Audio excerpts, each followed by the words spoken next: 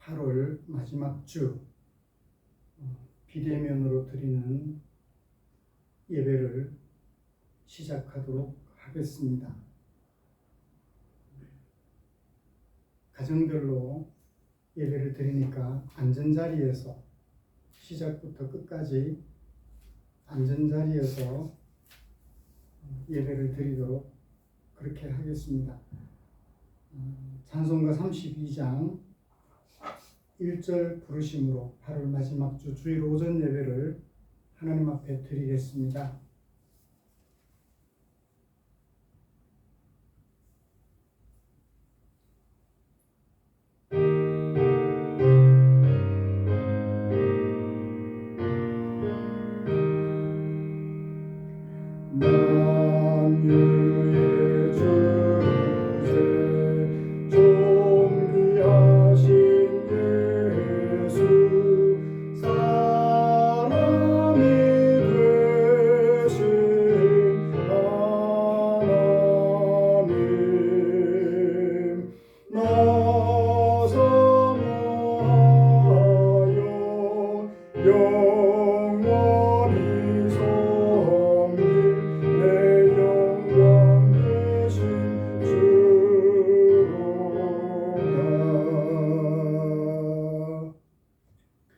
오라, 우리가 여호와께 노래하며 우리의 구원의 반석을 향하여 즐거이 외치자. 여호와는 크신 하나님이시요 모든 신들보다 크신 왕이시기 때문이로다. 아멘. 전능하사 천지를 만드신 하나님 아버지를 내가 믿사오며 그 외아들 우리 주 예수 그리스도를 믿사오니 이는 성령으로 잉태하사 동정녀 마리아에게 나시고 본디오 빌라도에게 고난을 받으사 십자가에 못 박혀 죽으시고 장사한 지 사흘 만에 죽은 자 가운데서 다시 살아나시며 하늘에 오르사 전능하신 하나님 우편에 앉아 계시다가 저리로서 산 자와 죽은 자를 심판하러 오시리라.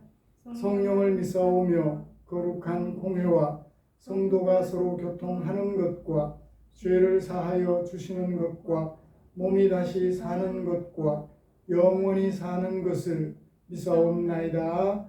아멘. 찬송가 72장입니다.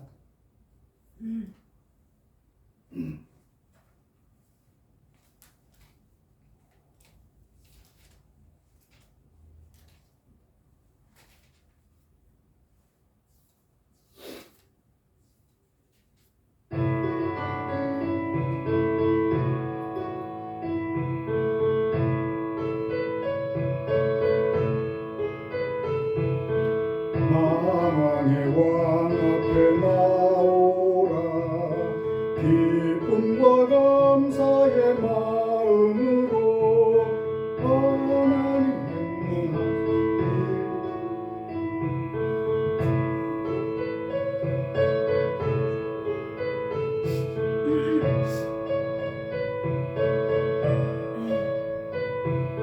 즐거운 노래로 감사하여라. 만왕의 왕 앞에 나오라.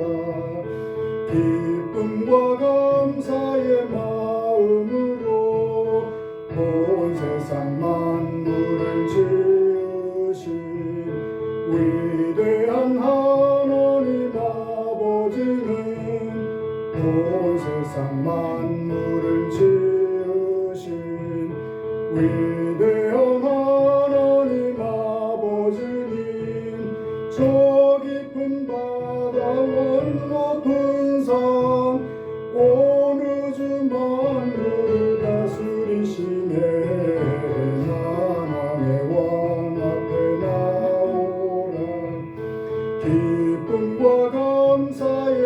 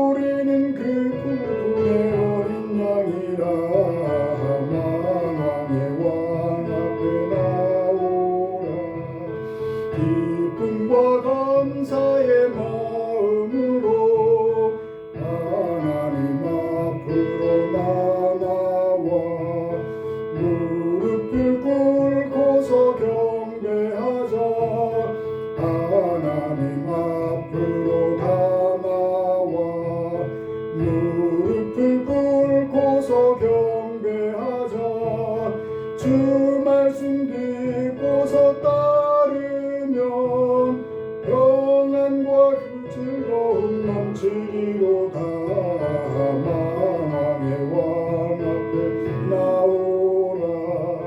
기쁨과 감사의 마음으로 성부와 성자와 성령께 찬송과 영광을 돌립니다. 성부와 성자와 성령께 찬송과 영광을 돌립니다. 만물을 지으신 창조주 영원히 영광을 받으옵소서. 만왕의 왕 앞에 나오라. 기쁨과 감사의 마음으로. 아멘. 주보에 기록된 교독문 32번 시편 71편입니다. 시편 71편 함께 교독하도록 하겠습니다. 여호와여, 내가 주께 피하오니 내가 영원히 수치를 당하게 하지 마소서.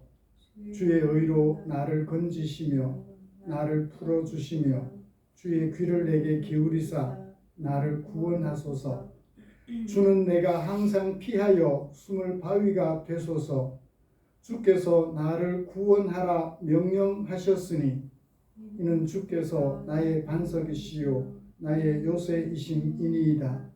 나의 하나님이여, 나를 악인의 손 곧 불의한 자와 흉악한 자의 장중에서 피하게 하소서.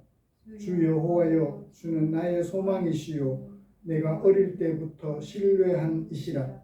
내가 모태에서부터 주를 의지하였으며 나의 어머니의 배에서부터 주께서 나를 택하셨사오니 나는 항상 주를 찬송하리이다. 아멘. 찬송가 461장 함께 부르시겠습니다. 461장입니다.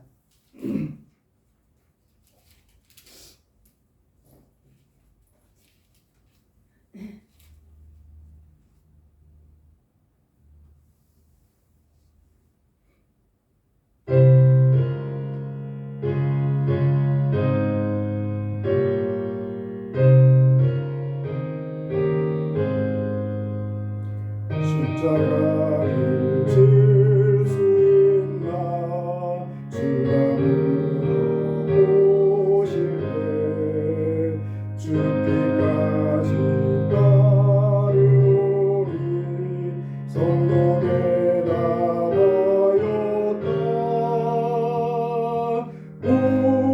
우리의 심령 주의 것이니 주님의 형상 만드소서. 주 인도 따라 살아갈 동안 사랑과 충성 늘 바치오리다. 너는 기억하고 있나 구원받은 강도를. 그가 회개하였을 때 나번 허락받았다.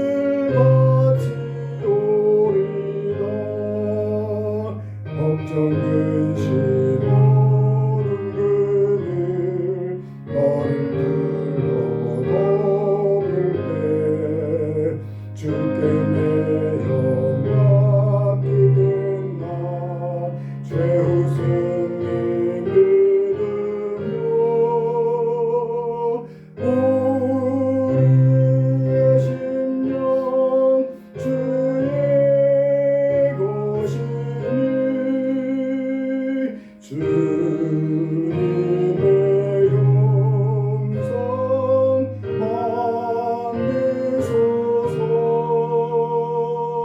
주인도 따라 살아갈 동안 사랑과 충성 늘 바치오리다. 이런 일 다할 수 주가 물어보실 때 용감한 자 바울처럼 선뜻 대답하리라.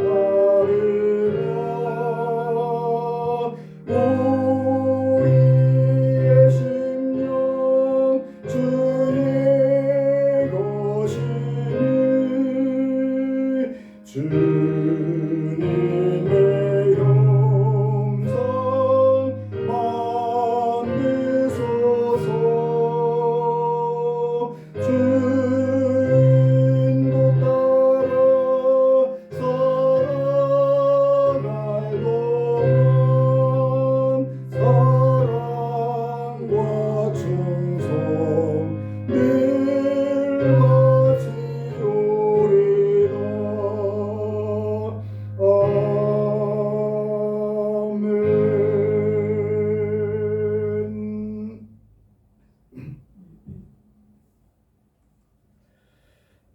제가 대표로 오늘도 기도하겠습니다. 천지 만물을 지으시고 마지막에 사람을 지으시고 그 천지 만물을 사람에게 맡겨 다스리며 정복하게 하신 하나님 아버지, 주님을 찬양합니다. 주님이 만드신 만물을 바라보나 주님이 지으신 우리 사람들을 바라보나 지으신 하나님은 참으로 아름답습니다. 때로 사람이 아름다우신 하나님을 무색하게 하여 안타까운 일이 생기긴 하지만, 그러나 지으신 하나님은 아름답기에 그 아름다우신 하나님을 찬양합니다. 그리고 예배드립니다. 오늘도 한 주간 기다리던 예배, 성도들과 함께 예배당에 모여서 예배드려야 하겠지만 형편이 여의치 못하여 가정별로 흩어져서 예배를 드리게 되었습니다. 우리가 마음 다해 드리는 예배, 비록 흩어져서 가족별로 예배를 드리긴 하지만 우리의 예배를 주께서 흠양해 주시옵고 한량없는 당신의 은혜로 우리 안에 가득하게 채워 주시옵소서. 그래서 다음 주에 우리 성도들을 대면하여 함께 마음 모아 예배 드릴 때 기쁨이 한없이 충만하게 하시고 함께 모여 예배 드리는 것이 얼마나 소중한지 그것을 마음속에 느껴 덩실덩실 춤을 추며 서로 부둥켜 안고 감사하며 기뻐하며 예배를 드릴 수 있도록 은혜 내려 주시기를 소원합니다. 하나님 아버지, 우리 사랑하는 성도들 이곳에 함께 모여 하나님을 예배하는 포항 충정 교회를 이루었으니 아버지 하나님, 우리 성도들을 위하여 기도합니다. 각자 마음에 간절하게 소원하는 바 하나님의 백성으로서 아름다운 삶을 살고자 하는 그 소원을 기억하여 주시옵고 성도들의 삶 하나하나가, 성도들의 발걸음 하나하나가 하나님을 영화롭게 사람들에게 칭찬받는 아름다운 삶이 될 수 있도록 은혜 내려 주시옵소서. 아름다운 발자취가 될 수 있도록 은혜 내려 주시기를 원합니다.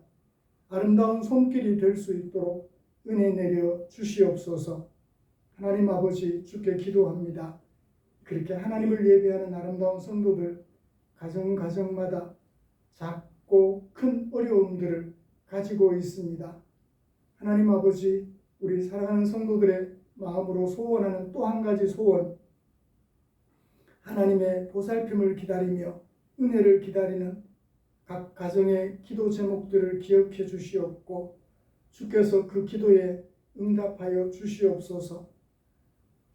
내가 원하는 대로 되지 않을지라도 아버지의 뜻대로 되어 하나님이 나와 함께 하심을 우리 성도님들이 마음속 깊은 곳에서부터 느낄 수 있도록 은혜 내려 주시옵소서. 아버지 하나님, 이곳에 교회를 세우시고 지역사회 속에 소금으로 빛으로 등대로 서 있게 하셨습니다.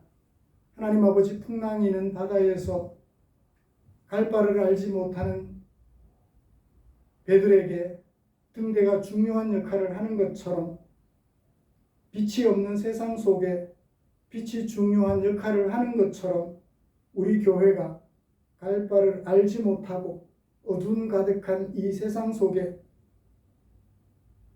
어디까지나 비출 수 있는 빛을 가진 등대가 되어 자기 역할을 충실히 감당하는 교회가 될 수 있도록 은혜 내려주시기를 소원합니다.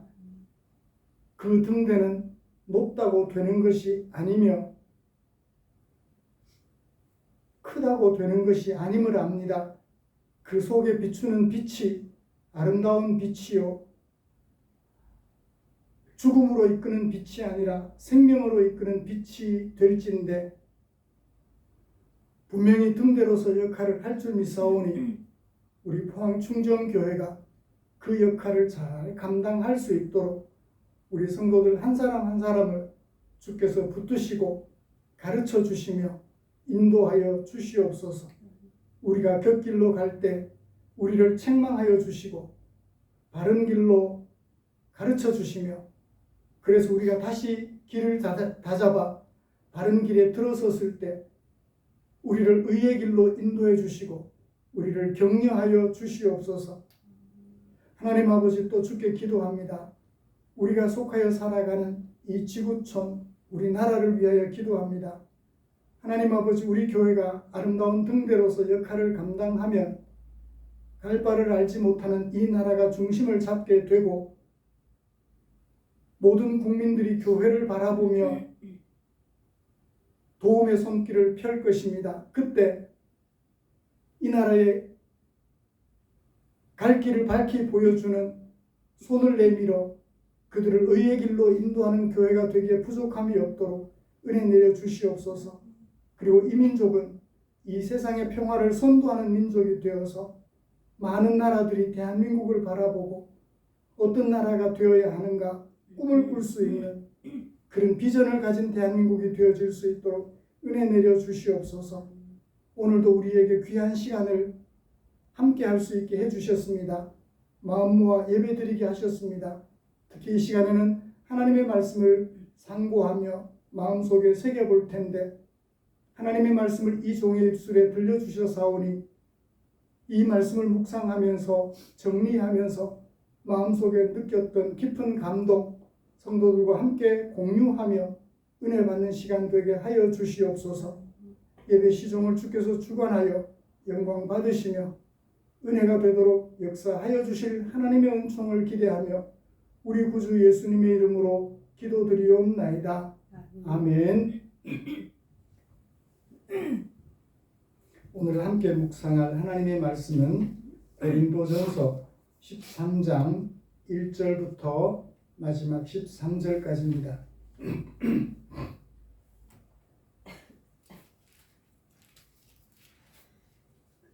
고린도전서 13장 1절부터 13절까지입니다.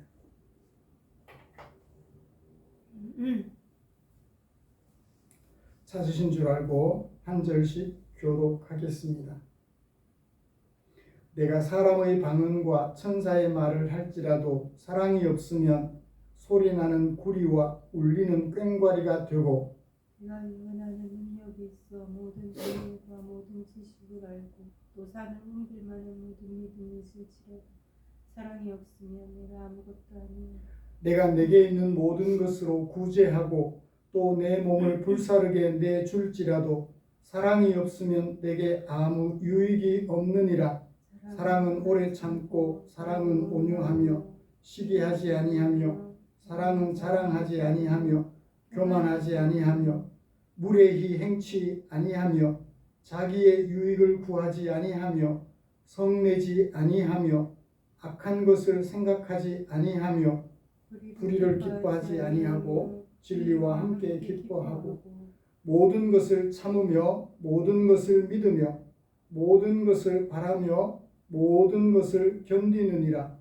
사랑은 언제까지나 떨어지지 아니하되 예언도 패하고 방언도 그치고 지식도 패하리라. 우리는 부분적으로 알고 부분적으로 예언하니 온전한 것이 올 때에는 부분적으로 하던 것이 패하리라. 내가 어렸을 때에는 말하는 것이 어린아이와 같고 깨닫는 것이 어린아이와 같고 생각하는 것이 어린아이와 같다가 장성한 사람이 되어서는 어린아이의 일을 버렸노라.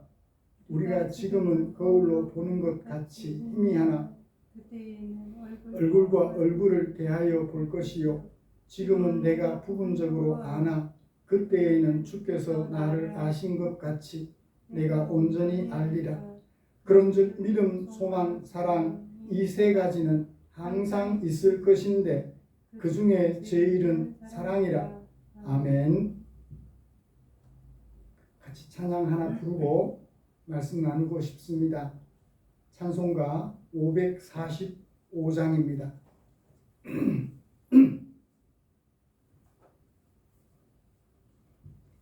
545장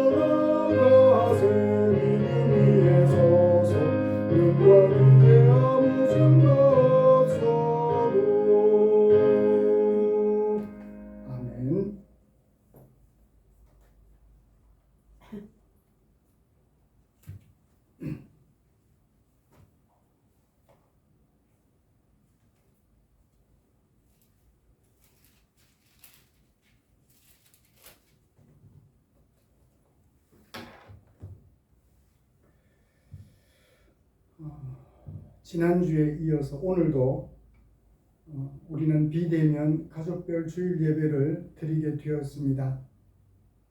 성도님들 가정의 안전과 안심을 위하여 함께 의논한 결과이지만 많이 죄송하게 생각합니다. 우리 하나님께서 이런 모양으로 예배 드리는 우리 성도님들께 크신 은혜 베풀어 주시기를 간절한 마음으로 기도합니다. 우리는 지난 2주에 걸쳐서 성령께서 교회의 유익을 위하여 주신 은사와 또 교회의 유익을 위하여 하나님께서 세워주신 직분을 제대로 이해하지 못하고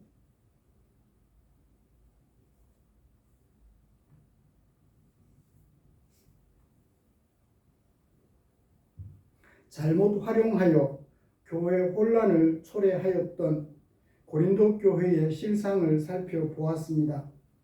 하나님께서 세워주신 아름다운 것들이 사람에 의하여 왜곡되는 순간 교회 혼란을 가져오는 원인이 된다는 사실 앞에서 우리는 더욱 옷깃을 여미게 됩니다.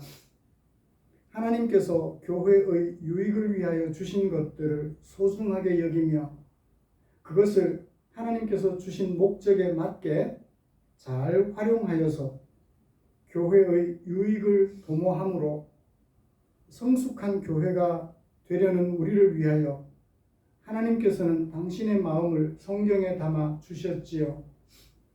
오늘은 그 중에 고린도전서 13장 1절부터 13절에 담아두신 하나님의 마음을 살펴보면서 은혜를 나누려고 합니다. 먼저 본문이 어떤 내용을 담고 있으며 어떤 구조에 담아 소개하고 있는지 정리를 좀 해보고 설교 방향을 제시해 드리도록 하겠습니다. 1절부터 3절에서는 12장 31절에서 소개했던 더욱 큰 은사를 참 은사되게 하는 사랑에 대하여 소개하고 있습니다.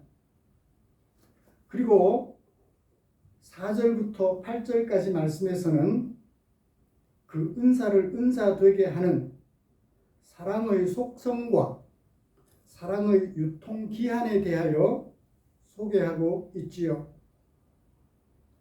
사랑의 은사에는 사랑과 달리 은사에는 유통기한이 제한되어 있는 이유에 대하여 9절부터 10절에서 소개하고 있습니다. 그리고 바울은 이제 지금까지 한 내용에 근거하여 유통기한에 제한이 있다는 사실을 알게 된 바울이 결단했던 내용들, 나는 버렸다 라고 하는 것으로 소개하고 있습니다. 그리고 왜 버렸는지 12절 그 이유를 소개하고 있고요.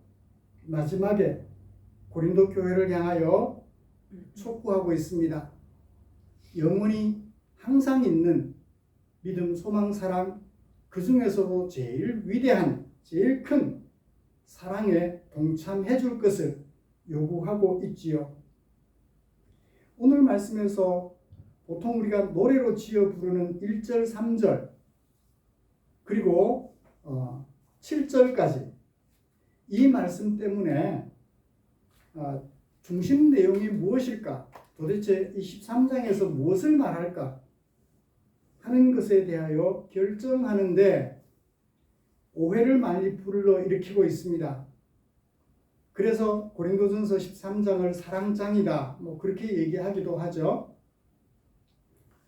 긴 7절까지 말씀에 걸쳐서 사랑에 대하여 이야기하고 있는 것은 사실입니다. 그렇지만 사랑을 말하려는 것이 목적이 아니고 무엇이 목적일까요? 11절이 목적이라는 것입니다. 이 사랑을 알고 나니까 사랑이 없던 어릴 적 시절, 은사와 직분만 좋아하던 그 시절, 어린 적 시절을 어떻게 했다? 버렸다.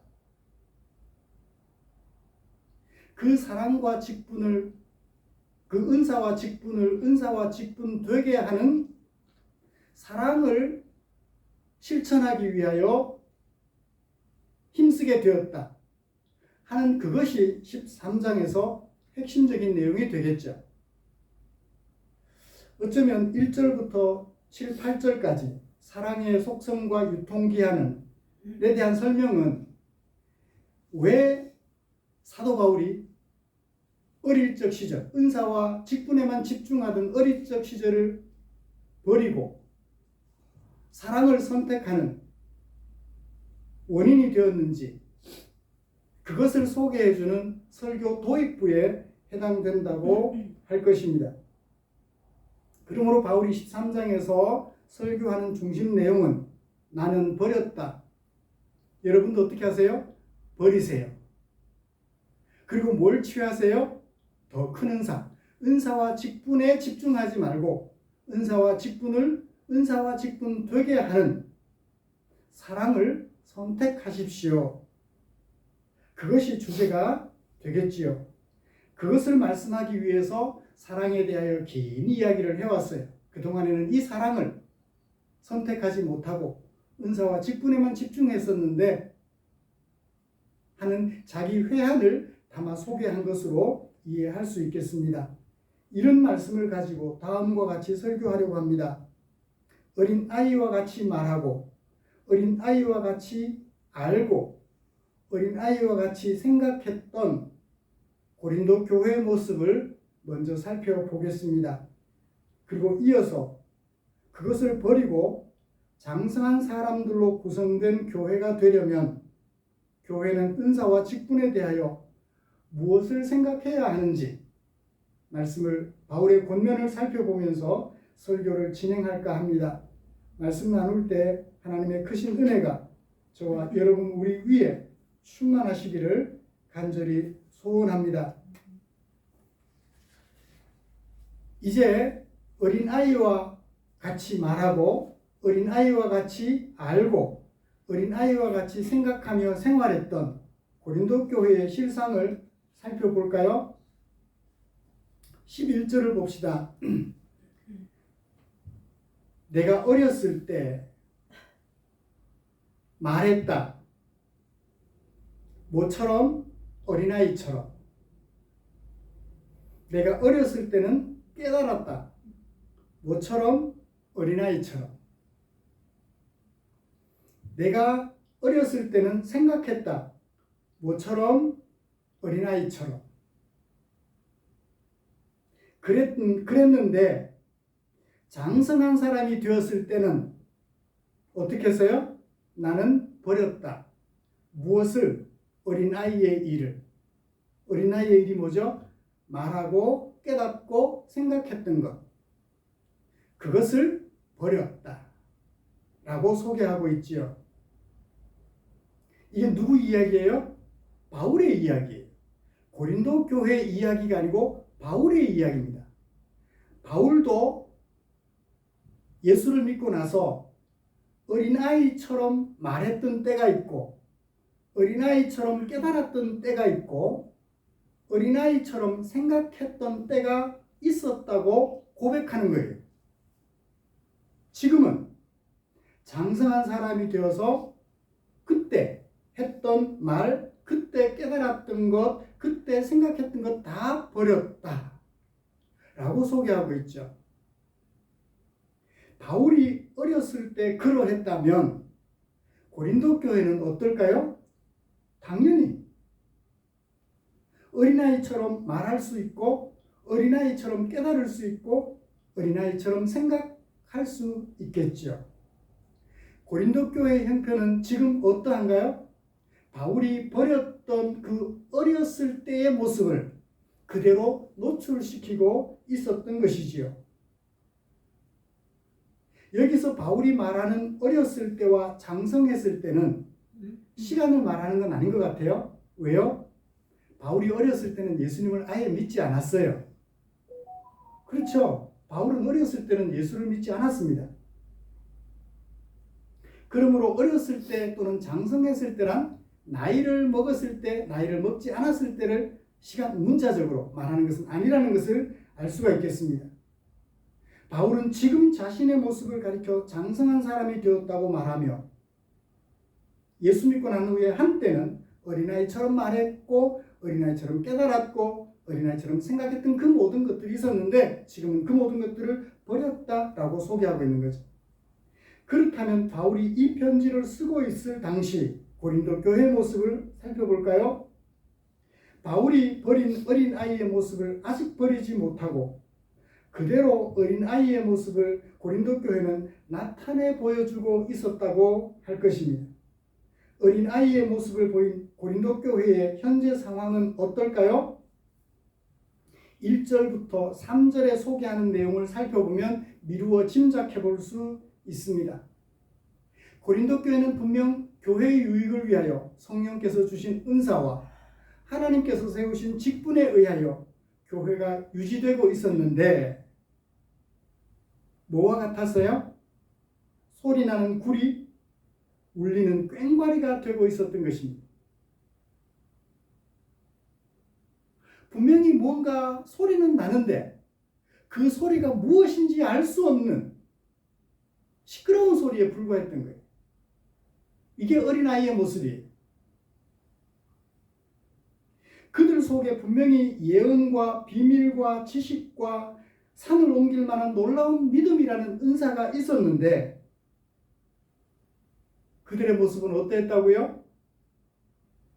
그들은 아무것도 아니었습니다. 자신들에게도 유익하지 못했고 서로에게도 유익을 주지 못하는 nothing, 아무것도 아니었던 거예요. 그들은 분명 자신들이 소유한 모든 것을 내어주어 구제하고 그리고 자신의 몸을 불태워 줄 정도로 불사르게 내어줄 정도로 그렇게 했지만 그들의 수고는 서로에게 아무런 유익이 되지 못했어요. 분명히 일은 하고 있었고 은사가 활용되고는 있었는데 교회 유익이 전혀 안 되었던 거죠. 이게 바로 바울이 버렸던 어릴 적 모습이었어요.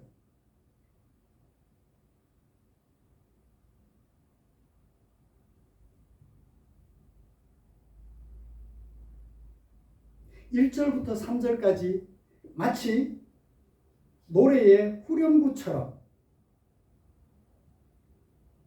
사랑이 없으면 아무것도 아니다 라는 말씀을 3번 반복하고 있지요. 그러면서 앞부분에서는 후렴 앞부분에서는 조건절과 귀결절로 말씀된 것이 있습니다. 이것이 없으면 아무것도 아니다. 내어준다 할지라도 뭐뭐 할지라도 조건절과 귀결절로 된 문장에 있어서 강조점은 어디에 있을까요? 조건절입니다. 사랑이 없으면 이라는 거죠. 사랑이 있어야 한다는 얘기입니다.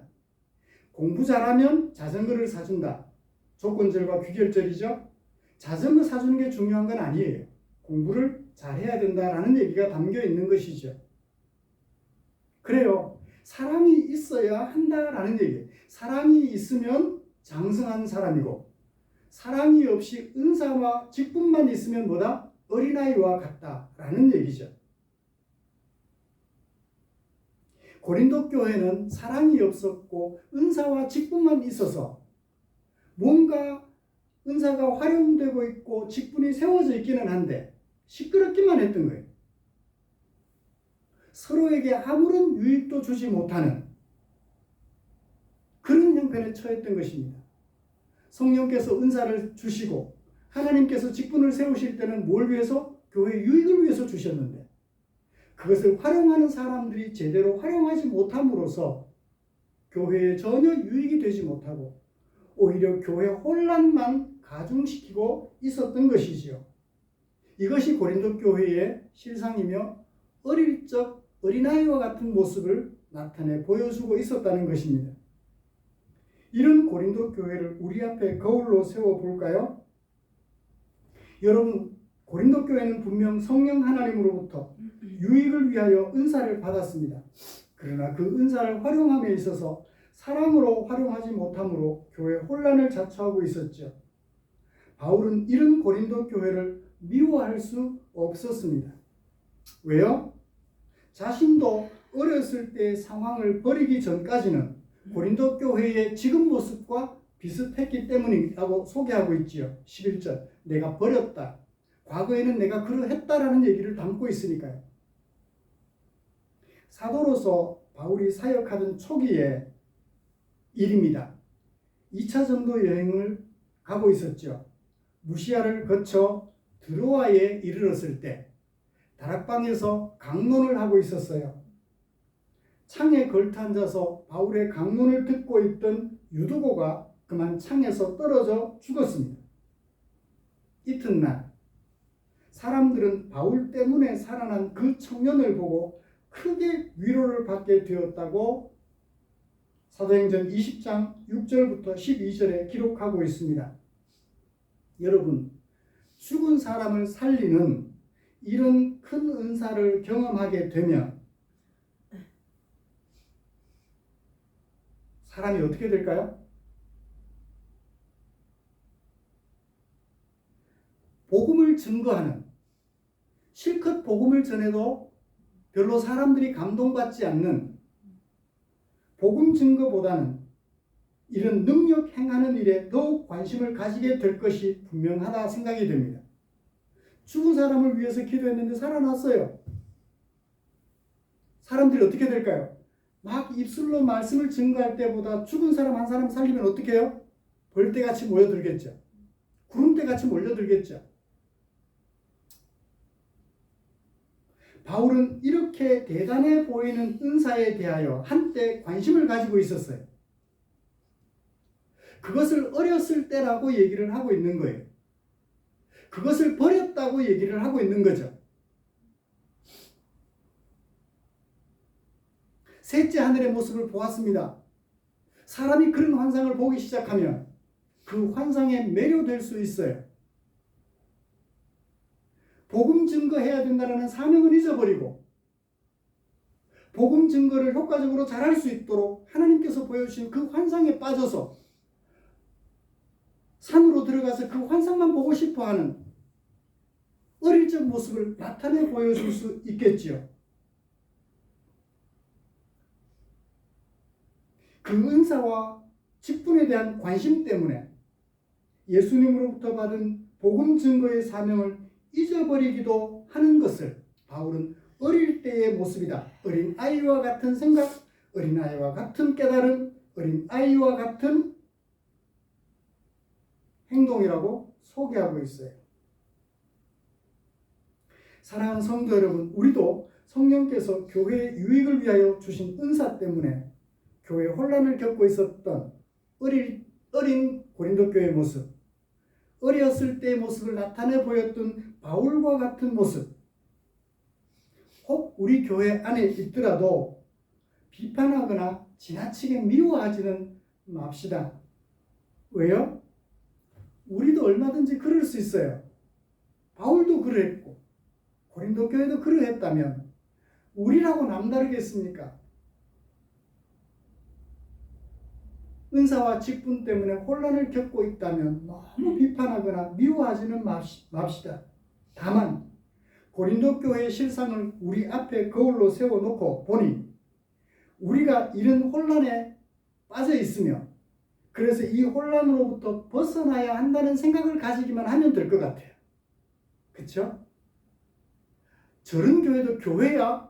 라고 말하기보다는 그런 교회를 바라보면서 그래, 나도 그랬었지, 나도 그럴 수 있지 라고 생각하며 우리의 옷깃을 잘 살펴보는 저와 여러분들이 되었으면 좋겠습니다.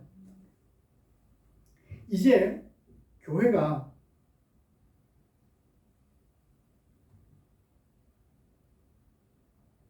성령께서 교회의 유익을 위하여 주신 은사와 직분과 관련하여서 장성한 교회가 되려면 어떻게 해야 하는지 바울의 권면에 마음을 집중해 보십시다.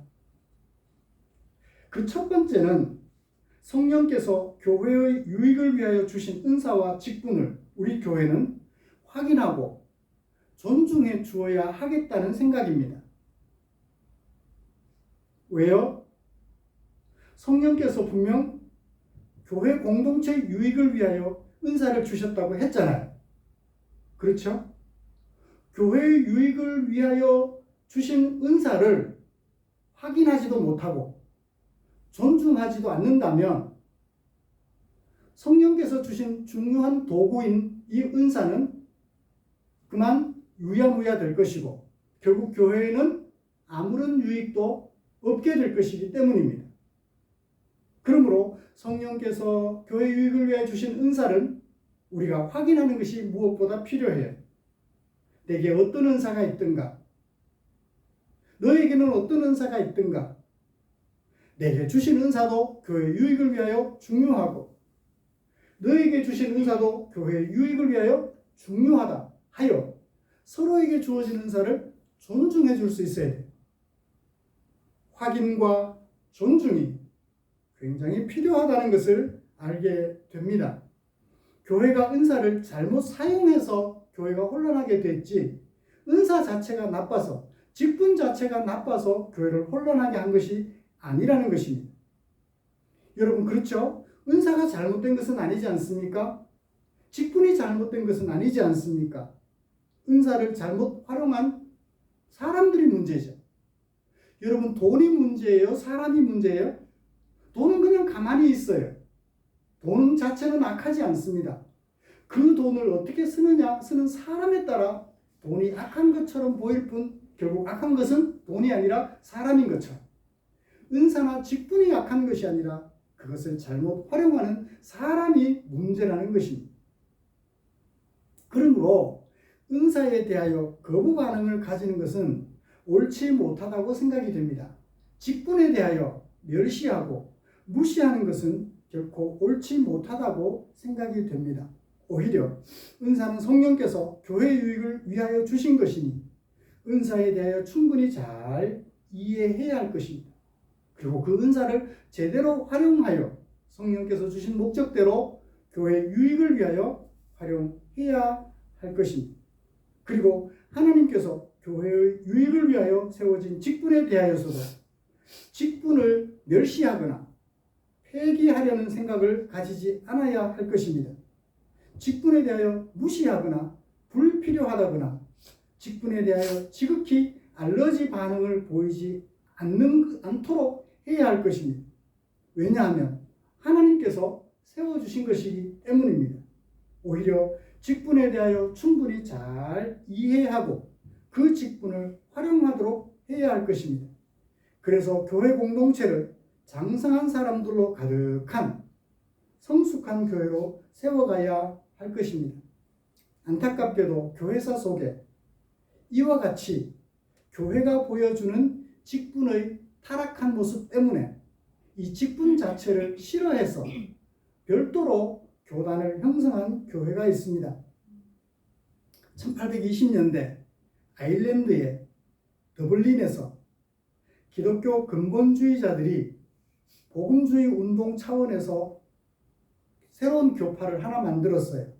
일명 플리머스 형제단이라고 해요. 이 사람들은 기독교 기성교단의 조직체계, 목사와 평신도라는 이 조직체계에 계급적인 병폐가 있다는 것을 알고 구교가 그랬죠. 신부와 성도. 신부는 성도보다 높은 사람, 계급체계로 이해했던 중세를 이 개신교회가, 개혁교회가 닮아가고 있는 거예요. 개혁했다고 하면 구교의 그런 모습을 개신교회는 따라가지 않아야 되는데 똑같이 되어버리는 거예요. 목사는 계급 높고 성도는 계급이 낮아. 계급 높은 목사의 말을 들어야 한다라는 식으로 병폐를 보여주고 있는 이 기성교단에게 알러지 반응을 가진 플리머스 형제단 따로 교파를 만들었던 거죠. 일명 브레드런 처치라고 한국에도 지금 이런 교회들이 들어와서 활동하고 있습니다. 성령께서 교회의 유익을 위하여 주신 것이 은사요 직분입니다. 그러므로 교회 공동체는 각자에게 주신 은사와 직분을 발견해내도록 힘써야 할 것입니다. 그리고 교회 공동체는 각자에게 맡겨진 그 은사와 직분이 누가 주신 것이니까? 성령께서 주신 것이니까. 사람이 세운 것이라면 높고 낮음이 있을 수도 있겠지만 성령께서 주신 것이니까 높고 낮음이 없어요. 가치 있고 가치 없음이 없어요. 한결같이 가치를 가진 것이. 그러므로 그 은사들을 상호 존중해 줄 수 있어야 비로소 장성한 어른 성도들이 될 것이라 믿습니다. 그렇게 은사를 확인하고 존중해 준다 하더라도 그것을 어떻게 활용하느냐에 따라 달라져요. 바울의 권면은 그러합니다. 1절부터 3절까지 후렴구에 사랑이 없으면이라는 것을 3번이나 반복하며 우리에게 말씀해 주었던 사랑이 있어야 한다라는 이 사실에 우리가 관심을 집중하면서 말씀을 살폈으면 합니다.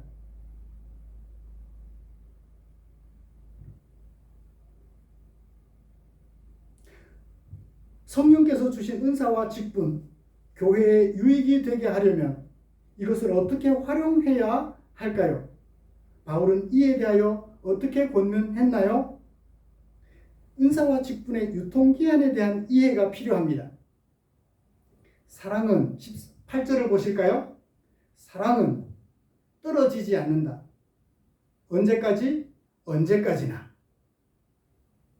떨어진다, 떨어지지 않는다. 방송인가요? 사과인가요? 사랑이 떨어진다라는 말은 무슨 말이죠? 폐기된다 라는 얘기죠. 어디서 할 수 있나요? 대조되는 단어가 있잖아요. 8절에 보면 예언도 패한다. 사랑은 떨어지지 않는다. 패한다라는 말과 대조가 되는 거죠. 떨어지지 않는다라는 말은. 그러니까 예언은 패해지지만 사랑은 패해지지 않는다. 지식도 방언도 패해지지만 사랑은 패하여지지 않는다. 영원토록 존재한다는 것입니다. 사랑의 영원성, 유통기한의 영구성, 항구성을 소개하고 있어요. 그렇지만 예언이나 방언이나 지식 같은 은사는 유통기한이 제한이 있어요. 언제까지? 부분적인 것과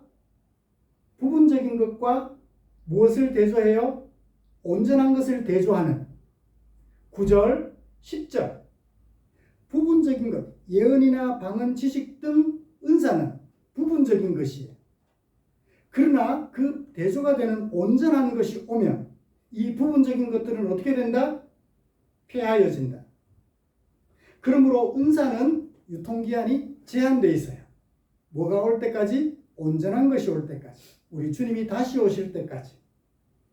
한시적으로 필요한 것입니다. 교회에 유익한 것이, 교회에 유익을 주는 것이죠. 그렇지만 사랑은 예수님 재림 후에도 영원토록 폐하여지지 않고 존재하는 것이지요. 그렇습니다. 은사와 직분은 한시적인 것이에요. 우리 주님 다시 오시면 이 은사와 직분은 아무 소용이 없어요. 예수님이 다시 오신 새하늘과 새 땅에서는 목사가 필요가 없어요. 교사가 필요가 없습니다. 우리 하나님이 온전히 통치하시고 우리 성도들은 하나님의 백성으로서 아름다운 삶을 살게 될 것을 소개하고 있기 때문입니다. 유통기한 없는 사랑으로 유통기한이 정해진 은사와 직분을 활용해야 되겠죠? 그러므로 우리는 뭘 버리고 사랑 없는 은사와 직분은 던져버리고 사랑에 기반을 둔 은사와 직분을 활용하도록 힘써야 할 것입니다. 이제 그 사랑이 무엇인지 간략하게 정리를 하고 좀 마무리하겠습니다. 모두 몇 가지를 소개하고 있나요? 오래 참고 온유하고 시기하지 아니하며 자랑하지 아니하며 교만하지 아니하며 무례히 행치 않고 구하지 않고 손내지 아니하며 생각하지 않고 기뻐하지 아니하며 10개 6절 7절 5가지 모두 15가지 이것을 따로 제가 소개하지 않겠습니다. 이것은 무엇을 나타내 보여요? 냄새를 냅니다. 냄새를 나타냅니다. 사랑은 냄새가 나요. 뭔가 달라요. 그렇죠? 사랑에 의한 이런 삶은 냄새가 난다고요. 어떤 냄새가 날까요? 고린도후서 2장 15절에서 바울은 이런 얘기를 합니다. 우리는 구원받는 자들에게나 망하는 자들에게나 하나님 앞에서 그리스도의 뭐라고요? 향기라고요. 썩어 문드러진 냄새가 아니라 생명을 살게 하는 향기를 낸다고 소개하고 있지요. 말씀을 마치겠습니다. 여러분, 사도 요한은 사랑하지 아니하는 자는 하나님을 알지 못하나니, 왜요? 하나님은 사랑이시기 때문이라고 요한일서 4장 8절에서 말했습니다. 바울도 이 요한의 말에 동의한다고 볼 수 있겠죠? 그렇습니다. 사랑이 담겨 있지 않은 은사를 활용하는 사람은, 사랑이 담겨 있지 않은 채 직분을 활용하는 사람은 하나님을 알지 못하는 사람이라고 감히 말할 수 있을 것 같아요. 사랑의 향기는 그 사람이 떠난 자리를 크게 합니다. 그렇죠? 그 사람이 있을 때는 몰라요. 그런데 그 사람이 떠나고 나면 그 사람이 떠난 자리에 사랑의 향기가 물씬 풍겨나서 그 자리가 얼마나 컸는지를 보여줘요. 그러나 사랑이 없는 사람이 그 자리를 떠나면 사람들이 뭐라고 말할까요? 아이고 잘 갔다, 속이 후련하다 라고 말하게 될 것입니다. 사랑하는 성도 여러분, 우리가 성령께로부터 받은 은사와 직분을 어떻게 활용하여서 교회에 유익을 끼쳐 볼까요? 오직 사랑으로 내게 주어진 은사가 다른 사람들에 비해서 좀 부족해 보인다 할지라도 사랑으로 활용하면 성령께서 주신 것이니 그 사랑 때문에 그 은사는 크게 영향력을 발휘하여 교회에 큰 유익을 끼치게 될 줄 믿습니다. 내게 주어진 은사가 얼마나 크냐, 내게 주어진 직분이 얼마나 높으냐 절대 관심 가지지 마시고 내게 주신 은사, 내게 주신 직분 그 활용하되 사랑으로 활용하여 교회에 유익을 끼치겠다는 오직 그것에만 관심 가지는 저와 여러분들 되시기를 주님의 이름으로 축복합니다. 그래서 우리가 속한 교회를 성숙한 교회, 장성한 사람들로 가득한 교회로 세워가는 저와 여러분들 되시기를 주님의 이름으로 축복합니다. 기도하겠습니다. 하나님 아버지, 바울은 은사와 직분을 알았을 때, 그리고 사랑을 알았을 때 두 가지를 비교하면서 자신은 사랑을 알고 나서는 은사와 직분에게 빠졌던 그때를 버렸다고 소개하면서 고린도 교회에 나도 버렸으니 너희도 버려라 라고 권면하는 말씀을 고린도전서 13장에서 읽어볼 수 있었습니다.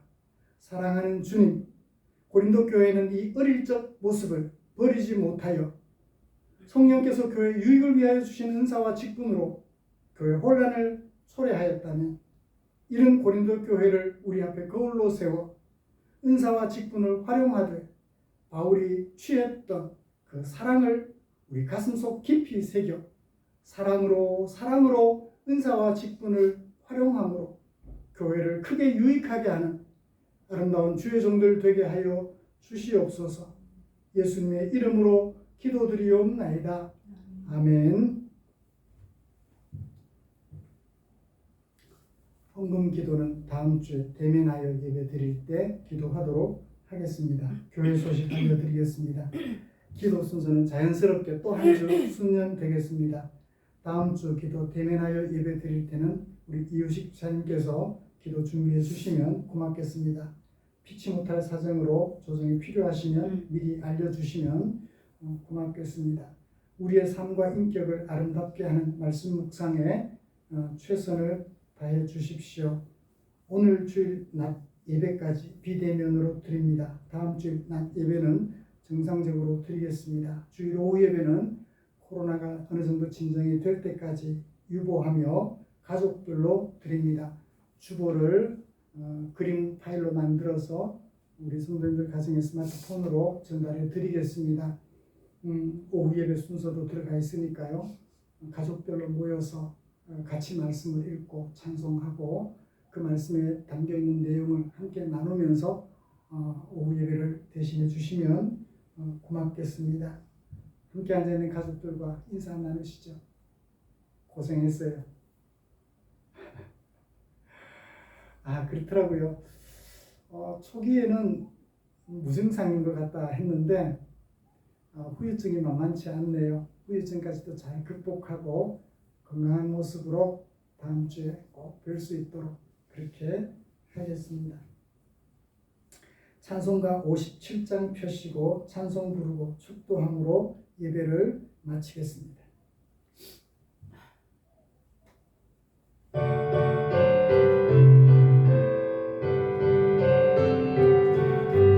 오늘 주신 말씀에 새기모여서 세상으로 나가서 살아갈 때에 나 혼자 힘으로 늘 부족하오니 주여 나를 도우소 승리하게 하소서. 아멘. 기도하겠습니다. 우리 구주 예수 그리스도의 은혜와 하나님 아버지의 지극하신 사랑하심과 성령 하나님의 인도하시고 위로 충만, 교통 격려하시는 역사가 이제 성령께서 교회에게 유익을 위하여 허락해 주신 은사와 직분을 활용하되 사랑으로 활용하여 교회를 장성한 사람들로 가득한 성숙한 교회로 세워가기로 다짐하며 예배를 마치는 모든 지체들 위해 지금부터 영원토록 함께 계시기를 축원하옵나이다. 아멘.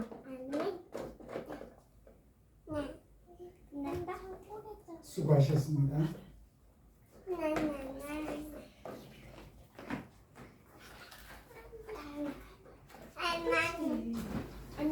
엄마 일이 끝났어. 끝났잖아. 잘 왔었잖아. 끝나고 들어왔어. 이거 빨아. 잘 왔어. 목이 물린다. 엄마가 사줬어. 올라가서 나는 근데 바람이 빠졌어.